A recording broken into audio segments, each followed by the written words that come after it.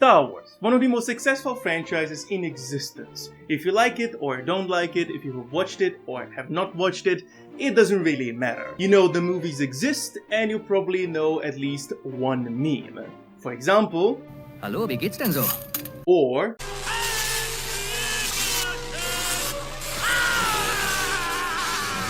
So this is how liberty dies. With thunderous applause. one of the most well-known memes though is the one picture with Anakin saying something and Padme asking a question, Annie just looking sus as hell, and finally Padme asking the same question again. I'm sure you have seen it. Still, the most outstanding, nay, most notorious, nay, infamous thing in all of Star Wars history is the ineptly named scene, Anakin steals a kiss.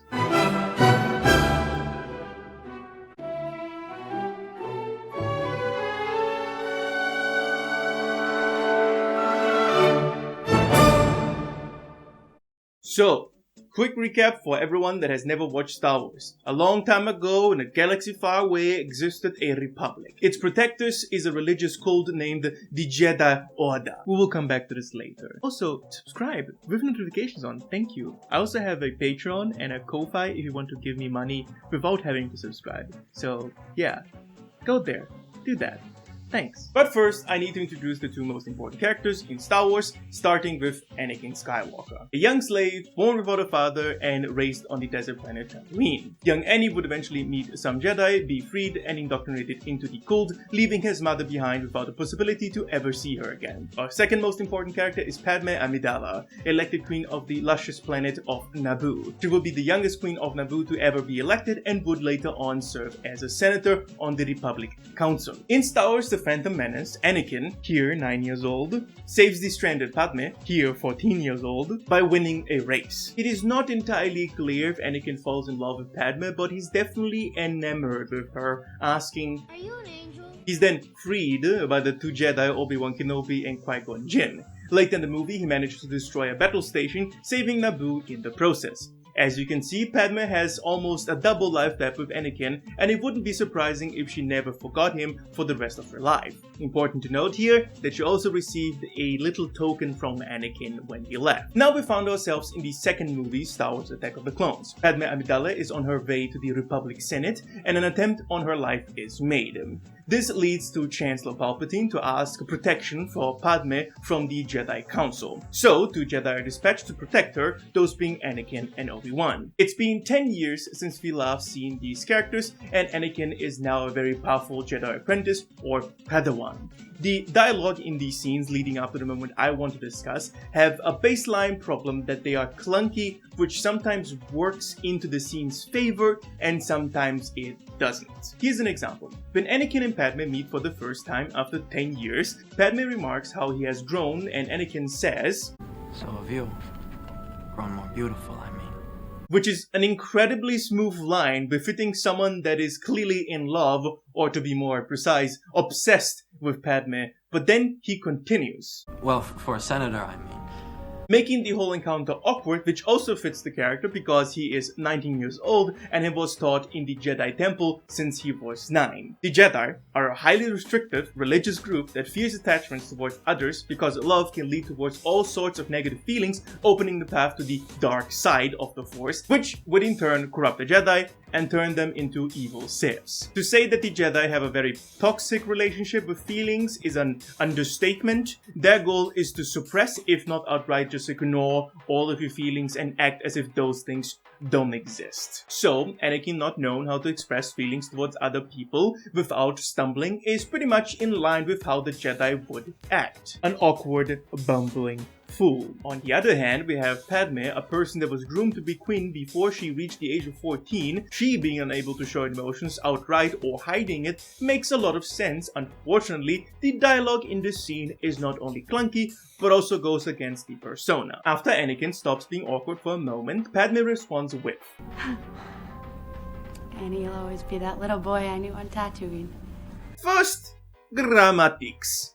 Misa thinks, even though not native speaker, knew isa darongo, isa met. And second, No. Either Padme should be ecstatic seeing her childhood hero that saved her life and her entire planet by hugging him as a response and then turning around while holding the carved figurine from Annie that she keeps around her neck, or you could let her play the cold senator by just saying, "Thank you, Anakin." And while she blushes, she moves her head away from Anakin while also touching the token from Annie. The first option displays clearly that she has lingering feeling towards Annie, which sets up later scenes better. The second option fits more with what Anakin says afterward. She hardly even recognized me, Jar Jar. I've thought about her every day since we parted, and she's forgotten me completely. She's happier than Lisa seeing her in a long old time. Because she moves her head away, Annie cannot see her facial reaction, thinking that she didn't recognize him. Jar Jar, on the other hand, sees that Padme has blushed and was holding the token. With just simple and small changes, you turn this scene that has a massive amount of potential from a meh to a yeah. I'm not gonna talk about the performances here or later because the performances are not the biggest of the problems in the prequels, and especially not the scenes with Padme and Anakin. Excuse me. I'm in charge of security here, milady. So, after some shenanigans, Anakin and Padme eventually find themselves on a island estate, and this is where we have the infamous sand scene. It starts fairly normal with Annie and Pad walking towards a stone railing while talking. Padme reminisces about how she used to come to this place for school retreats and how they used to swim every day in the lake. There is nothing wrong necessarily with this dialogue so far, except for the style. Misa thinks, saying, We used to come here for school retreat. We would swim to that island every day. then directly, I love the water. sounds like there's a line missing or the sentence is poorly structured. Senator Amidala is, due to her job, required to be a good speaker, and such a simple faux pas in talking comes off as odd. You could say that Padme is trying to fill the air so it doesn't get awkward between them, but then this should have been approached differently. After the first two sentences, there should be an awkward, slightly too long pause with Anakin just looking at her, which prompts Padme to tack another sentence on. Again, nothing wrong with just I love the water. but since Padme and Anakin are being very casual here to the point that they're talking about their personal lives, it feels stiff or matter-of-factly. I would rather just cut the line entirely or change the line into something like, Every time I am away from Naboo, I miss the water. and with the added pause between the first two sentences and this one. With those simple changes, now it sounds like Padme is just trying to fill the awkward air around them, which is, I think, the point of the scene. Once they reach the stone railing, Padme says, We used to lie out on the sand and let the sun dry us. after the I love the water line, roughly 4 to 5 seconds pass until they reach the stone railing. And that's when Padme delivers this line. It is almost like the movie forced this line to be delivered in that specific place instead of two characters having a really awkward conversation because they haven't seen each other for a decade and clearly have deep-rooted feelings towards one another. The first change here would be that in an attempt to fill the air again, Padme starts talking after maybe 2 or 3 seconds instead of 5. It should be shorter than the slightly too long pause from the previous dialogue section, and the reason we're doing this is to show that the situation is getting more and more awkward because Anakin is simply not able to have a normal conversation with a person, and doubly not so with the woman he loves. As explained before, Anakin was brought up by the religious cult of the Jedi, and they, let's say, don't have a very good relationship with feelings. You could say the relationship is toxic. Anakin just being silent and just looking at Padme makes perfect sense for a 19-year-old warrior monk taught by the Jedi to remain calm and collected at all times. On the other hand, it also makes sense for Padme, the 24-year-old senator whose job is to literally speak all the time, to fill the majority of the conversation with speech. Anyways, after Padme mentions sand, she continues with, We used to lie out on the sand and let the sun dry us. Again, nothing wrong with the dialogue itself, but Padme should never finish the sentence. Anakin has been waiting for a moment to speak, but because he's nervous around Padme, he was unable to say anything so far. The moment he hears sand, something pops up in his mind, and as Padme is starting the next sentence, he should cut her off. When Padme is cut off is less important, but it should be fairly early on in the sentence. This cutting off would show how blunt and assertive Anakin can be. Or you could have the pair stumble, laugh awkwardly with them saying to each other, "No, you go." I don't like the idea that much, but it would still fit the scene. And now we arrive at the infamous sand line where Anakin says, I don't like sand. It's coarse and rough and irritating, and it gets everywhere. The first two sentences fit Anakin perfectly. Of fucking course, Anakin doesn't like sand. He was brought up on a freaking desert planet where he lived as a slave. Him hating sand makes not only sense, I would be questioning if he did like sand. Him mentioning that it's coarse, rough, and irritating sounds like him wanting to fill the air.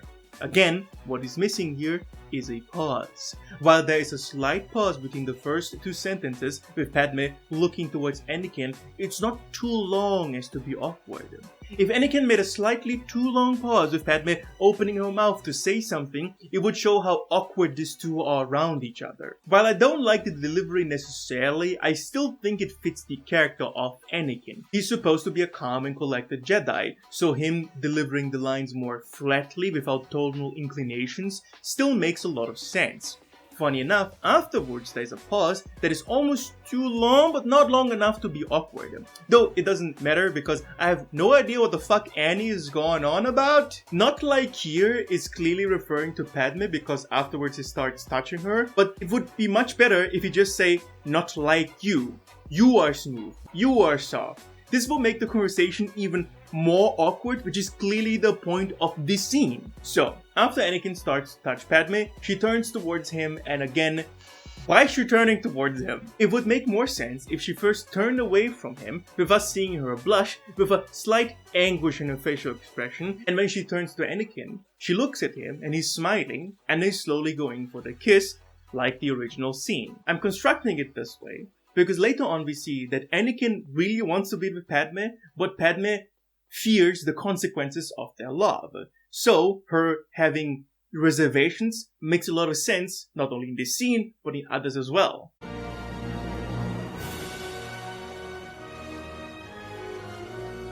Besides the dialogue that can be fixed with small changes, the one thing that ruins the scene is the music. Music is the thing that frames a movie or scene. If I turn the music off in this video, you will barely notice, but if I turn the music too loud or change it to something inappropriate, it stands out. Truly, music is like the framing of a painting. When done correctly, you will barely notice it, and if it's done incorrectly, it can overshadow the painting. Framing my stick figure drawing on a 19th century golden frame that is way too big might be a fun gag, but it looks odd, right? Not that it's bad, it just looks strange, right? The sand scene is supposed to show how awkward Anakin and Padme are around each other. Not only because they're clearly in love, but because they have led very unique lives so far. Anakin, once a slave, was brought up as a stoic warrior monk that is supposed to suppress, if not outright ignore all of his feelings, so he doesn't stray away from the path of the light. He might have gotten some rhetorical education, since the Jedi presumably also teach negotiation tactics, which you would need speech for, but it's probably more rudimentary rhetoric shown in how Anakin speaks, elevated but not quite right. Padme was groomed from a very young age to become queen and was then elected at the age of 14, serving 8 years until she was 22 years old. Assuming she was surrounded only by people that wanted something from her and outright hated her is not a far-fetched assumption. The fact that she is extremely well-spoken makes sense, since her education will probably be mostly about rhetoric. Like Anakin though, her emotional education will probably be underserved, if not outright ignored. She is responsible for an entire planet, so exploring feelings is probably not something Padme had much time to do.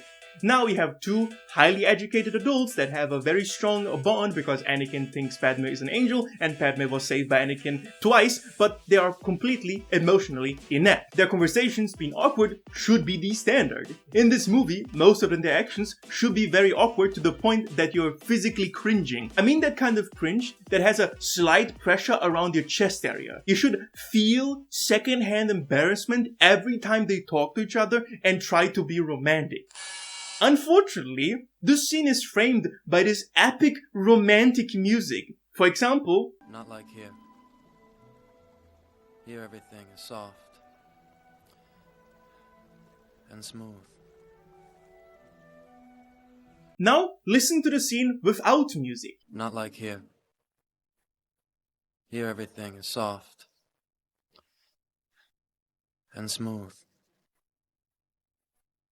Ignoring the Foley sounds, do you notice how different of a feeling it gives? With the music, you have this epic romantic music underlying an comical line that is supposed to show how awkward these two are around each other. Without the music, the scene is more neutral and the dialogue can shine through and isn't subverted by the music.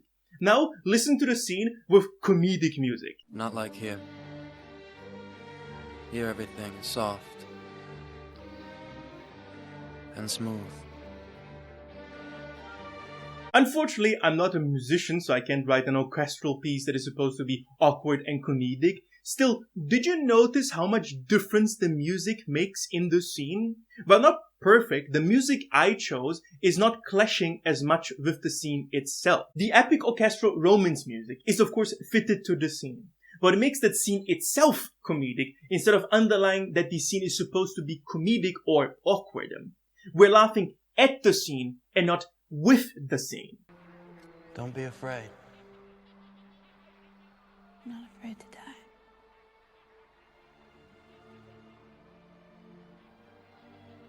I've been dying a little bit each day since you came back into my life. So, I've been a Star Wars fan since I can remember thinking. I watched the first 6 movies every year, and I can probably retell Star Wars scene by scene. The sand scene always baffled me, and I understood why it was memed on. But it was also frustrating because at its core, the scene makes sense plot and character-wise. With a bit of rewrites, you can make a memed-on scene a great example of storytelling. Somehow Josh Lucas just fucked it up. He likes dialogue how I would write dialogue, which is not a good thing because I'm not a native speaker. With that said, if you enjoyed this video and you want to see more, subscribe with notifications on, otherwise you won't see anything from me because, you know, YouTube sucks doo-doo. I also have a Patreon and kind of need that money right now, so it would be cool if you gave me some shekels. Or if you don't want to sign up to a Patreon, I have a Ko-Fi now, so give me your money on that.